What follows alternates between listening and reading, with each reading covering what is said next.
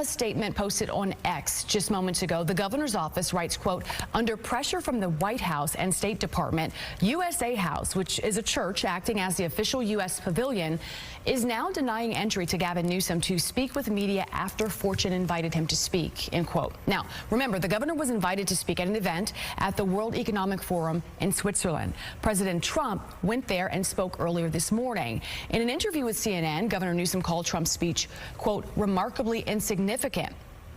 Now, here at KCRA 3, we are working to still gather more information about why the governor may have been blocked from speaking. I think it's very, very ironic that, Governor Newsom, who strikes me as Patrick Bateman meets Sparkle Beach Ken, may be the only Californian who knows less about economics than Kamala Harris. He's here this week with his billionaire sugar daddy, Alex Soros.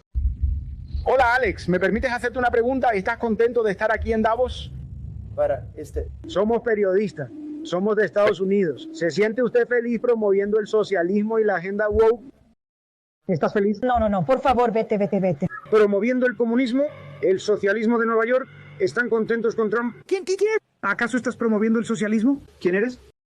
¿Y promoviendo la inmigración ilegal por todo el mundo? Adiós. His billionaire sugar daddy, Alex Soros, and Davos is a perfect place for a man who, when everyone else was on lockdown, when he was having people arrested for going to church, he was having $1,000 a night meals at the French Laundry, and I'm sure the California people won't forget that.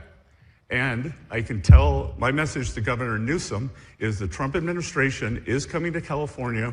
We are going to crack down on waste abuse. And I was told he was asked to give a speech on his signature policies, but he's not speaking because what have his economic policies brought? Yes, a lot actually went down in Davos. I don't know if you've seen this. This is Alex Soros. He was confronted by a journalist. He was unable to answer questions. And what drew my attention to this place is the fact that Gavin Newsom is being roasted everywhere on social media, and it is amazing. Yesterday, Gavin Newsom did something, telling European leaders to stand up to Trump. Just imagine this, leaving the United States to talk down on Trump. Today, the story changed. I've actually got the governor of Kentucky here, Andy Beshear, with me. Pamela, if you don't mind me bringing him in, he's standing right here. Governor, thank you for being here. We are truly standing right outside of where the president just delivered this speech. There's been a lot of reaction from a lot of the Europeans and policymakers in the room. As governor in the United States, what did you make of his speech? Oh, the speech was dangerous, it was disrespectful, and it was unhinged. You saw him calling into question alliances that have kept our world stable for my entire lifetime. You saw him make fun of world leaders in the room who we call friends. You saw him ramble on in stories and even try to do voices. This is really concerning and for the United States, frankly, embarrassing.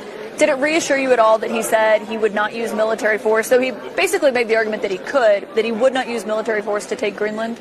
He spent probably a quarter of his speech talking about our military might, talking about different things in recent operations in Venezuela, saying maybe others should think about doing things like that too because of the bargaining that comes after it. No, I think leaders are leaving more concerned after that speech than ever before, especially in the way that he talked about Greenland that apparently was so important to him. He called it Iceland numerous times. You will always see Democrats reacting differently. I watched NATO chief. What he actually said here is contrary to what these people who want you to see. Even Gavin Newsom said the speech was boring. At some point, I had to Democrat will always be Democrat. So statements from me will not add anything here. And when it comes to the Arctic, I think President Trump is right. Other leaders in NATO are right. We need to defend the Arctic. We know that the sea lanes are opening up. We know that China and Russia are increasingly active in the Arctic. There are 8 countries bordering on the Arctic. 7 are a member of NATO. That's Finland and Sweden and Norway and Denmark, Iceland, Canada and the US. And there's only one country bordering on the Arctic outside. I would argue there is a ninth country, which is China, which is increasingly active in the Arctic region. So President Trump and other leaders are right. We have to do more there. We have to protect the Arctic. He's agreeing that this decision Trump is actually pushing for is a good one. But liberals will never like the idea. There are some people saying, oh, Trump wants to do this. He wants to cause like Kaitlin the View. I watched them today after President Trump's speech. They are all saying, oh, Trump should be removed in office. I'm not sure. I didn't know if he'd moved on to another piece. Amendment. Right, it's time. 25th Amendment is time. It's time. It's time. So, to that point, Whoopi, you would be in a lot of company. You believe at this point that the President of the United States may not have his full faculties? I felt that before now. Yeah, but the cherry on the cake was yesterday. Well, no, there's been a lot of cherries on the cake. There have been several. The cherries on this cake are enormous. Yeah. There are so many. Tree. There are the lines in the sand. Yeah. I mean, it looks like a stamp. There's so many lines. Trump's Davos speech has Democrat fracturing beyond belief. The American people have watched the reactions of other leaders when Trump spoke. We see the truth. Trump rocked their world, and they gave Trump a standing ovation. That is what I saw. There is something I also noticed. The head of the World Economic Forum, Larry, admits on the world stage that the global elite have lost public trust and now face deep institutional mistrust. The world now places far less trust in us. This is exact word that this man actually put out. And this is a simple truth. You know, at first, when someone realized you attend this World Economic Forum, they look at you different. Experiencing the urgency, who needs to come up with the plan B and lead the charge? Well, I mean, two answers. First is a direct answer to the question of this panel: can Europe defend itself? My answer is unequivocally yes. Without the Americans? Without the Americans, I mean... How? Liz, well, look...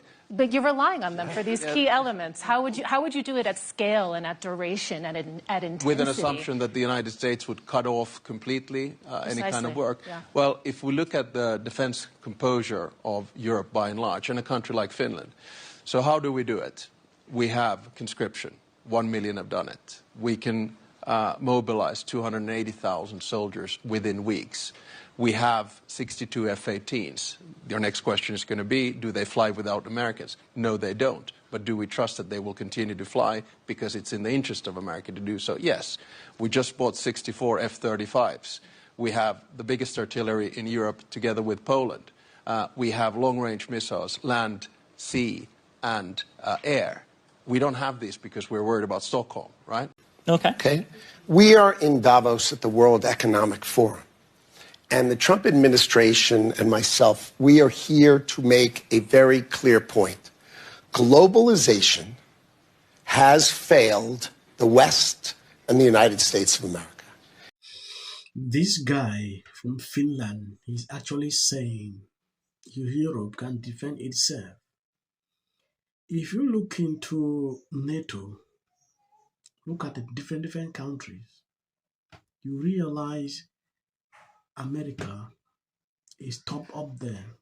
For him to say this, I don't even want to comment on this because he's crazy. Look at what is happening in Ukraine. These same people can't do anything. I want to end the video. I don't want to make it long for people who usually complain, oh, why do you usually put short clips at the end?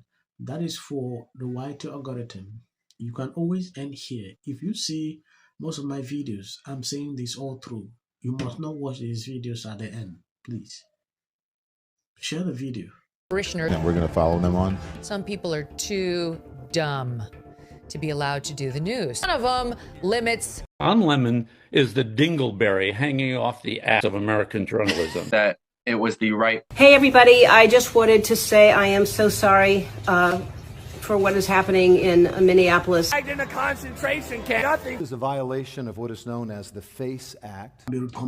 They just make it worse. Bill Maher, you give us so much Also wearing a Be Good pin for Renee Good, obviously. And just so much nonsense. Pissed off that a queer black woman is up here doing the job of two mediocre. No one stands above it. I don't see both sides in a dogmatic. The Golden Globe for Best Editing goes to the Justice Department. This is for her. This is for the people in the United States who are terrorized and scared today. Yes. Of course, this is for the mother. Babies up. Them. Thank you, everyone. I'm a little in shock. There you go. $1,500. Let's see if they get the. Well, I want to see them get it. MAGA's going to break up because Mel Gibson. I mean, there is a quota system. Hostin conversation too. Yes. It's interesting to me that he's lying about it. I want everyone in jail. I want all of them arrested.